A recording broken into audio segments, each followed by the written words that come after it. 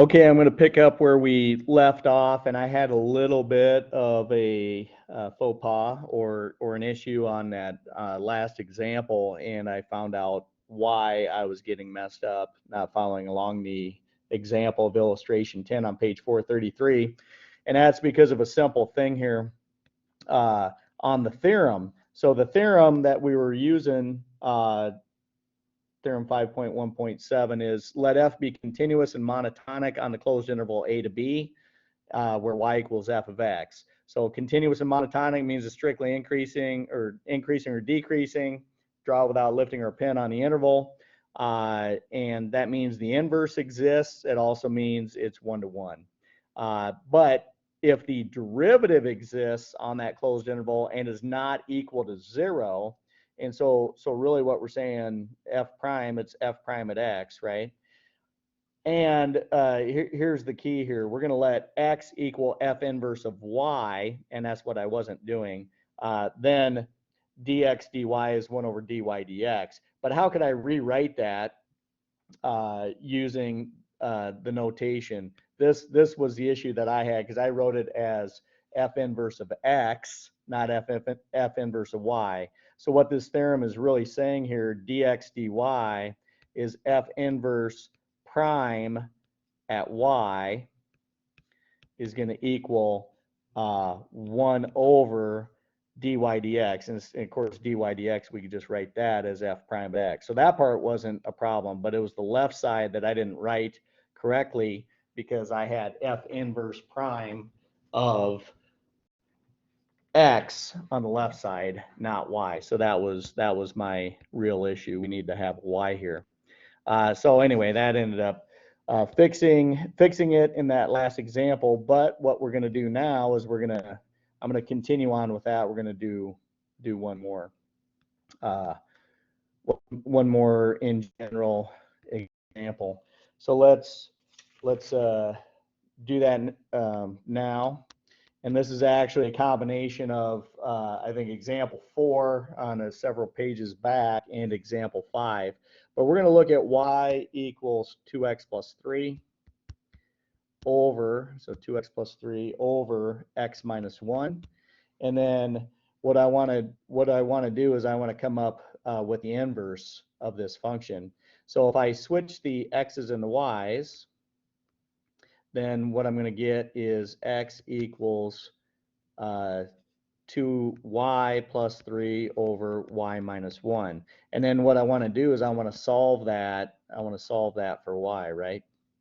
Well, how do I do this? I got multiple y's here. So what I can do is I can take this denominator, multiply both sides by that, and when we get x times the quantity of y minus 1 equals 2y plus 3. And then really what I want to do is I want to get all y's on one side, everything else on the other. So I'm going to go ahead and take this x and multiply it through here. And I'm going to get xy minus x equals 2y plus 3. Once again, get all the y's to the left.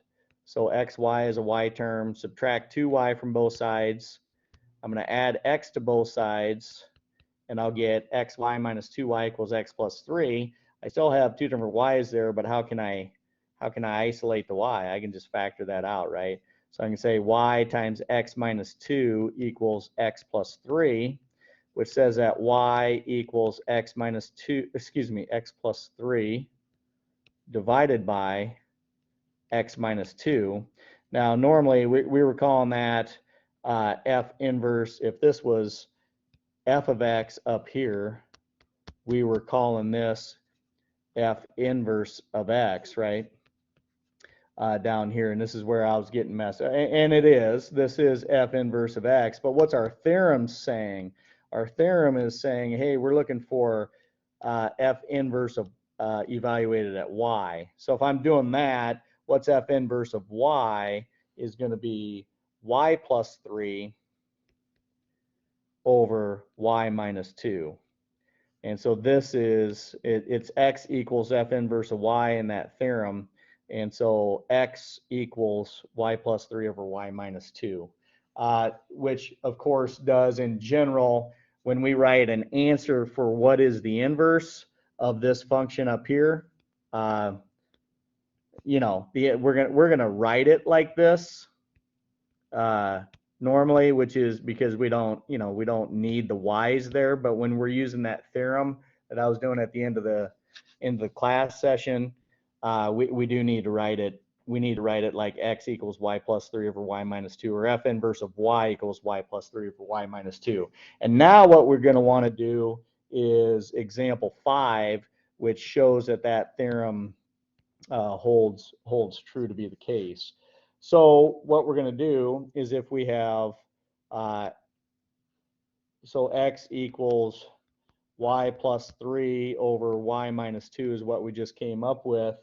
And what we want to do, and we said that was f inverse of y. Okay, now what the book shows is they say, hey, I want dx dy for my left side of the theorem. Of course, that's using this, taking the derivative of both sides with respect to y. But what I was writing my theorem as, that's equivalent to f inverse prime at y. So once again, the y was the issue because I was putting an x there. So we're going to go ahead and do this. And the question is, how do we do this? Well, you know, here's my function right here. That's a quotient, so I got to use a quotient rule. I'm taking the derivative of the box with respect to y, and so the variable is y, so I'm going to quotient rule. So it's the bottom one times the derivative of the top one, which is 1, minus the top one, which is y plus 3, times the derivative of the bottom one, which is 1, all over the bottom one squared, so y minus 2 quantity squared. So if I do that, what do I get? On top, I've got y minus 2, and then I'm going to add the opposite. So minus y minus 3. So the y's go away, and I'll get minus 5 on top when I combine those. So the top, so basically the left side of this dx dy is minus 5 over y minus 2 quantity squared. Okay, and they do have that. They do have that in example 5 there, right? So this is the left side. So I'm going to run out of room here. So we need to show that this is equivalent. So what we want to do is I want to show that this is equivalent to 1 over dy dx, or in my notation, this is equivalent to 1 over, instead of dy dx, we could simply call it f prime at x. And the question is, how do we show that? Well, easy. When you know what you're doing, everything's easy. But what was y equal to? Y equaled f of x, right? Y equals f of x, that was given. But what was y? That was given above. That was the original problem. And so the original problem was y equals 2x plus 3 over x minus 1. That was the original problem that we found the inverse of, the inverse being right here, right? So let's do that. So I need room here. So let's see. I'm going to clear that off. Go back to my drawing and I'm going to try and use the same colors I had. I don't remember what I had, but anyway, we said that f inverse of y, f inverse prime at y, or dx dy, we had just solved that as minus 5 over y minus 2 quantity squared, right? So that was the left side. And then what I want to do then is take the original. The original, we had y equals 2x plus 3 all over x minus 1. That was the original. Of course, we could just consider that f of x, but I'm going to plug that in for y here to show the right side of the equation holds. And if I do that, what's this equivalent to? So f inverse prime at y is going to be equivalent to minus 5, instead of over y minus 2 quantity squared, it's going to be 2x plus 3 over x minus 1 and then minus 2 quantity squared. So what we're going to need to do here is we're going to need to do some algebra to show this. So what might be better is to get a common denominator on the bottom. So if I'm going to multiply, try and use different colors here. So try this on your own, but I'm going to take this times x minus 1 over x minus 1, then I have a common denominator in the bottom. So in the bottom, I'm going to have something over x minus 1 quantity, and then something on top over that, and then that quantity squared. But, so I'm going to multiply minus 2 times that times that. That ends up being minus 2x plus 2. And then I'm going to combine that with the 2x plus 3. Well, notice that the 2x and the minus 2x cancel, and I've got 3 plus 2 is 5. That's in the denominator, and I still have the rest of it here, right? So this is minus 5 over that. Well, I'm going to go ahead and square this out on the bottom. Ideally, let's see, let me use something else.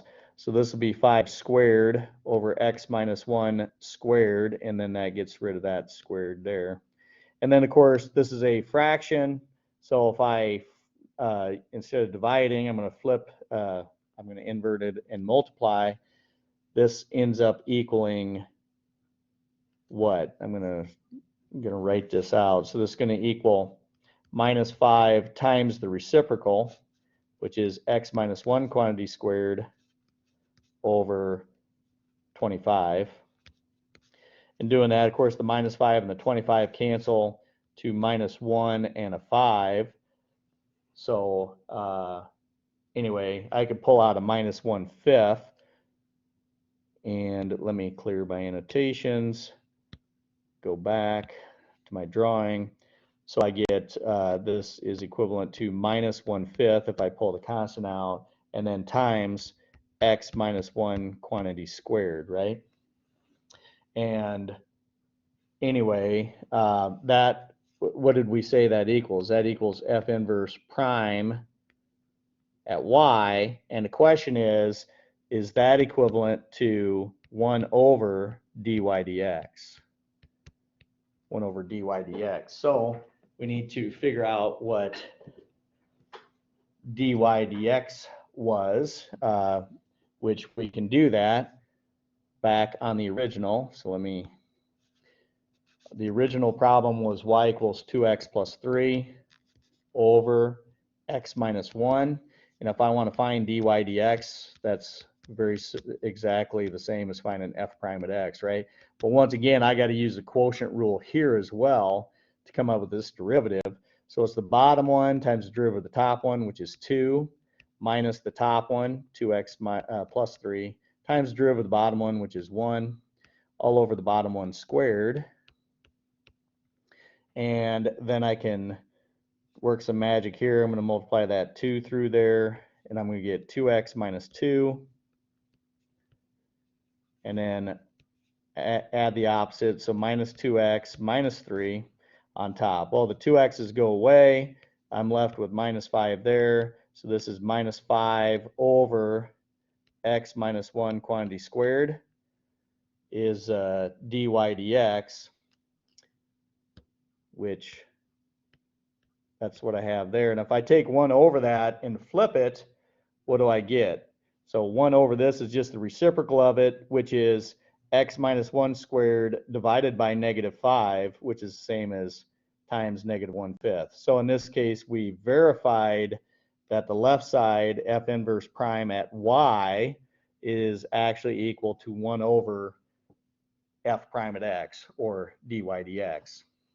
Okay, so of course, just as a reminder, they were writing this as dx dy instead of f inverse prime at y, and that's where I got tripped up, because x actually equals f inverse of y. So the derivative of that is f inverse prime at y, and so I was getting messed up on that because they didn't show it that way in the book.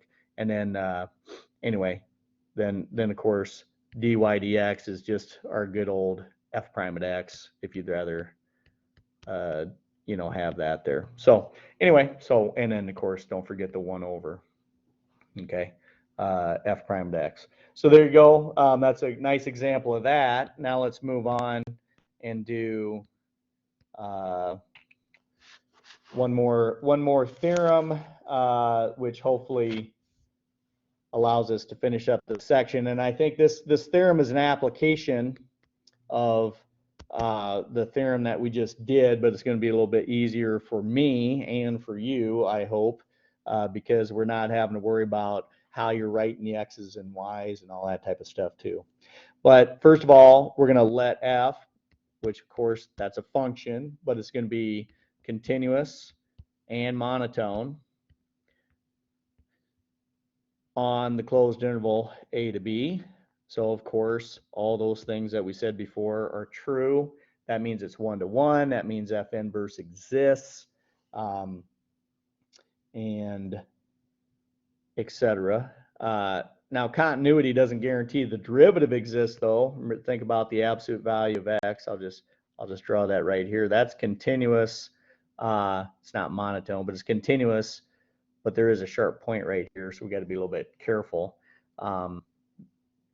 You know, you can't bounce a tangent line. So anyway, so we can't just say the derivative is automatically going to exist and stuff too. So we got to be a little bit cautious on that. But anyway, continuous monotone on a to b, and we're going to let c be some specific number in the closed interval. Now in this case, it is okay. Like I know a lot of Calc 1, we took c's that were strictly in between, but in this case, it's okay if this c is on the endpoint. Okay, so I just wanted to note that. And what c do I want? Where, you know, f evaluated at c is going to be some output d. Then if f prime at c, by the way, that was just, this is a comma up there. If f prime at c exists and is not equal to 0,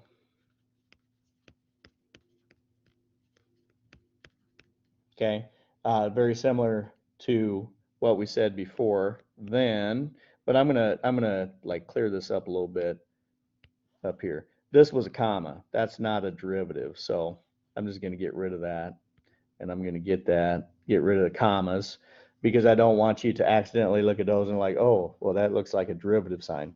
So let's just repeat what we have so far. We have let f be continuous and monotone on the closed interval a to b, where c is in there, and f of c is going to be some other output d. And if the derivative of f evaluated at c exists and isn't 0, then what are we going to have? F inverse prime at d, a specific point, exists and equals what? F inverse prime at d. So this is going to look very similar to how I rewrote their theorem using my notation. This is going to be over 1 over f prime at c. Okay, so notice we're just not, instead of what we have on the theorem, we had f inverse prime at y, and we had 1 over f prime at x, right? So instead of the specific output d, which an output is a y value, right? And an input c, x is an input, right? They're doing it for a specific point where f of c equals d. F of c equals d. So let's look at an example of this, try and come up with something hopefully that works pretty easy here. I'm hoping that we don't run into the same issue, but anyway, so let's look at an example. Come here. And anyway, let's go back to that f of x equals square root of x. Then we do have what's the inverse of that? So f inverse, Now, if we put it in terms of x, which we normally do, right? That was x squared. So this is kind of where I got messed up, because what they were wanting when we're doing it in general is f inverse of y is y squared, because they wanted x to equal f inverse of y, right? So let's just look on the closed interval, I don't know, 0 to 5. Closed interval 0 to 5. First of all, f is continuous, right? Because we can draw it without lifting our pen. It's the square root graph. And it's monotone, so it's increasing, which means it's monotone. So we have both those parts. I picked the closed interval, and then let's let c equal 3. So then f of c is f of 3 is going to be, maybe we should do, well, it doesn't matter. I guess I picked this. This is square root of 3, right? So we got the square root of 3 there. And then what am I trying to show? So anyway, what is d? This is d, right? F of c equals d. So this equals d. This equals f of c. Right here is f of 3. And so d equals the square root of 3. Then what are we saying by the theorem? The theorem then, as long as the derivative exists for the inverse, then let's just write the theorem. As long as the derivative exists for the inverse, so f inverse prime at d equals 1 over f prime at c. Well, what is f inverse prime at d? So f inverse prime at the square root of 3 is going to equal 1 over, okay, f prime at c. Well, what's f prime at c? Let's go back. F prime at x, this is going to equal x to the 1/2, is 1/2 x to the minus 1/2, which is 1 over 2 root x, right? So 1 over f prime at c, what was c? c was 3. So this is, by the way, don't forget the 1 over that, 1 over this. So it's 1 over, and then I'm going to plug in 1 over 2 root x, but instead of x, it's 1 over 2 root 3. So this is equivalent to 2 root 3, right? And so we got that, and then let's see, f inverse prime.